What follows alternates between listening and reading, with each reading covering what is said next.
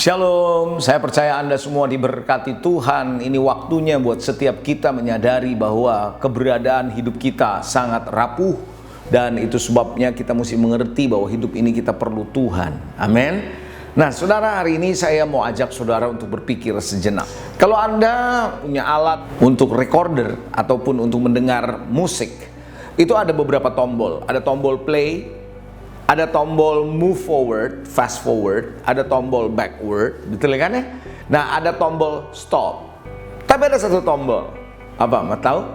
Pause. Artinya berhenti dari apa yang Anda dengar karena Anda sibuk, diberhentikan sebentar sehingga Anda nanti setelah sibuk selesai Anda bisa lanjutkan. Nah, saudara, tahukah saudara, saya percaya di masa sekarang ini merupakan masa Tuhan hentikan Anda dan saya dari kesibukan yang terus-menerus tiada henti. Sehingga terjadi yang namanya pause. Kalau dalam bahasa itu pause. Bahasa Alkitab adalah selah.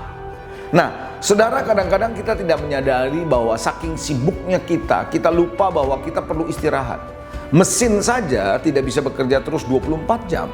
Dia harus ada istirahat, dia harus di service. Nah, hal yang sama saudara, pembalap formula pun tidak bisa terus-menerus balap di sirkuit begitu muter terus. Dia harus stop, yang namanya pit stop. Dia harus berhenti sejenak, merapikan semua, bensin harus diisi, ban dan sebagainya, sehingga dia bisa siap untuk melanjutkan lap berikutnya, putaran berikutnya. Nah, hari ini saya percaya saudara, ketika Anda stop, artinya Tuhan mau Anda dialihkan pandangan Anda dari fokus kepada sukses, keberhasilan, kemauan kita, rencana kita kepada Tuhan. Bahkan kadang-kadang kita dalam ketegangan ini, Tuhan mau saudara tidak melihat keadaan Anda, tetapi justru memfokuskan perhatian Anda kepada Tuhan. Ada satu ayat yang menarik saudara, di dalam Mazmur 3 ayat 1. Saya bacakan saudara. Mazmur Daud, ini Daud yang berkata begini. Mazmur Daud ketika ia lari dari Absalom anaknya, rupanya anaknya yang membuat dia lari terbirit-birit saudara. Ya Tuhan, betapa banyaknya lawanku. Dia berkata demikian, banyak orang yang bangkit menyerang aku. Jadi waktu ayat kedua, Daud berkata bagaimana Absalom sedang mengejar dia, lalu dia juga lihat betapa banyak lawannya dan yang bangkit menyerang dia.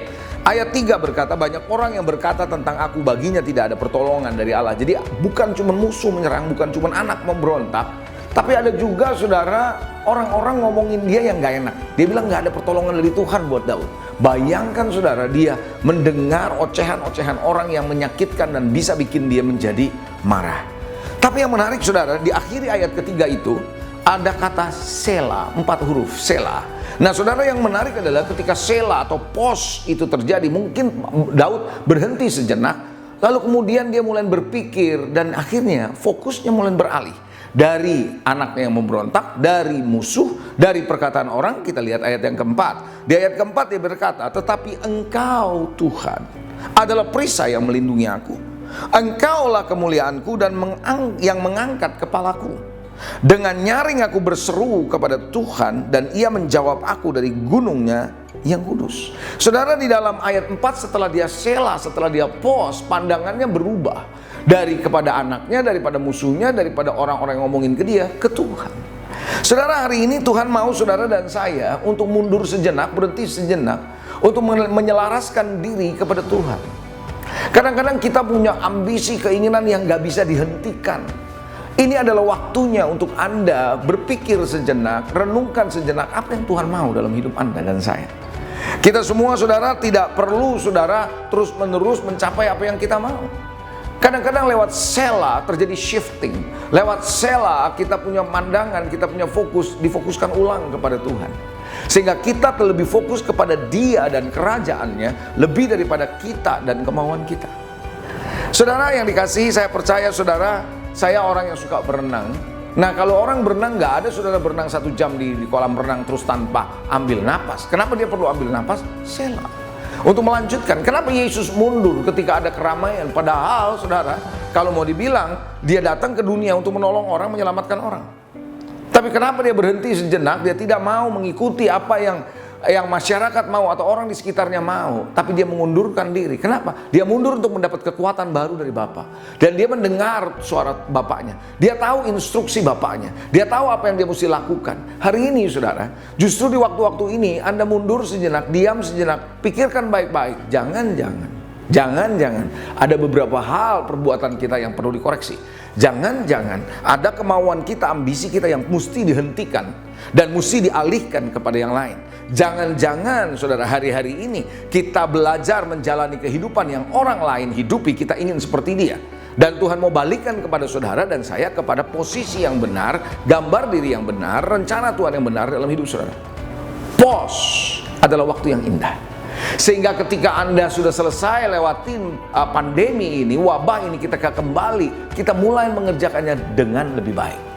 Saudara, mari bawa diri Anda, pause, selah, fokus ke Tuhan. God bless you. Saya percaya Tuhan memberkati. Saya mau berdoa buat saudara. Ayo mari kita berdoa. Tuhan, terima kasih di waktu yang indah ini. Aku percaya Roh Kudus, Engkau akan mampukan kami Tuhan, bukan melihat keberadaan kami dan terus-menerus menyaksikan apa yang dunia sedang capai dan kami ingin seperti mereka.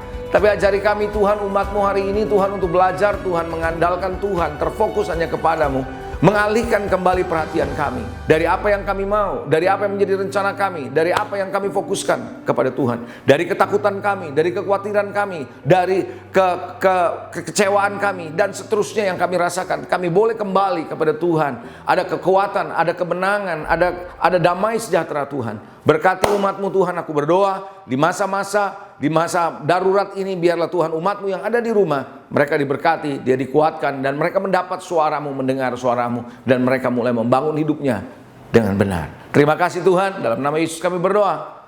Amin. God bless you.